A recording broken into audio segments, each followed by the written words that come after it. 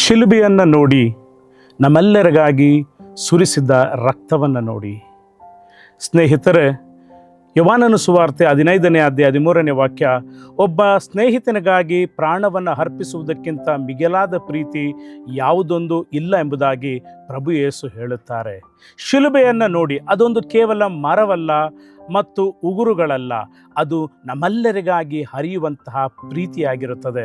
ಅದನ್ನೇ ಯೋಹಾನನು ಹೇಳುತ್ತಾರೆ, ಸ್ನೇಹಿತನಿಗಾಗಿ ತನ್ನ ಪ್ರಾಣವನ್ನು ಕೊಡುವುದಕ್ಕಿಂತ ಹೆಚ್ಚಿನ ಪ್ರೀತಿ ಇನ್ನೊಂದಿಲ್ಲ ಎಂಬುದಾಗಿ. ಶಿಲುಬೆಯು ಪ್ರೀತಿಯ ಒಂದು ಪುರಾವೆ ಅಥವಾ ಸಾಕ್ಷಿಯಾಗಿದೆ. ಶಿಲುಬೆಯು ದೇವರ ಪ್ರೀತಿಯನ್ನು ಬಹಿರಂಗಪಡಿಸುತ್ತದೆ. ಉದಾಹರಣೆಗೆ, ನಾವು ಯೇಸು ಕ್ರಿಸ್ತನು ಶಿಲುಬೆಯನ್ನು ಹೊತ್ತುಕೊಂಡು ಕಲ್ವಾರಿಯ ಕಡೆಗೆ ಹೋಗುತ್ತಾರೆ.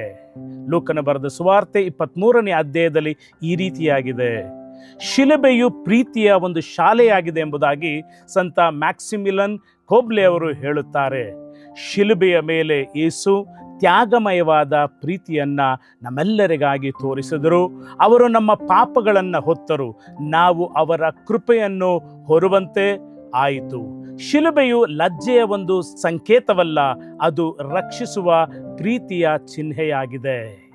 ನಿಮಗಾಗಿ ರಕ್ತ ಸುರಿಸಿರುವಂಥ ಪ್ರೀತಿ ಶಿಲುಬೆಯ ಪ್ರೀತಿಯಾಗಿದೆ. ಯೇಸುವಿನ ಬದಿಯನ್ನು, ಪಕ್ಕೆಯನ್ನು ಚುಚ್ಚಿದಾಗ ರಕ್ತ ಮತ್ತು ನೀರು ಹರಿಯಿತು.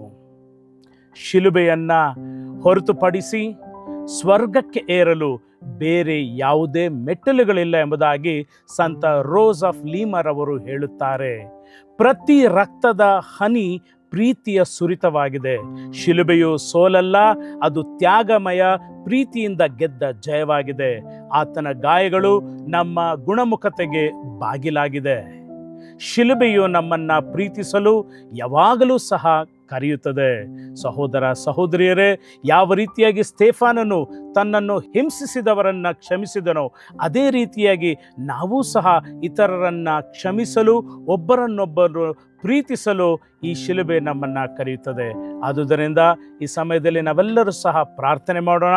ಶಿಲುಬೆಯ ರಕ್ತ ನಮ್ಮೆಲ್ಲರ ಪಾಪಗಳನ್ನು ಕ್ಷಮಿಸಲಿ ಮತ್ತು ನಾವು ಸಹ ಇತರರಿಗಾಗಿ ಪ್ರಾರ್ಥಿಸುತ್ತಾ ಅವರನ್ನು ಪ್ರೀತಿಸುವ ಮಕ್ಕಳಾಗುವಂತೆ ನಮ್ಮನ್ನು ಅನುಗ್ರಹಿಸಲಿ. ಆಮೆನ್.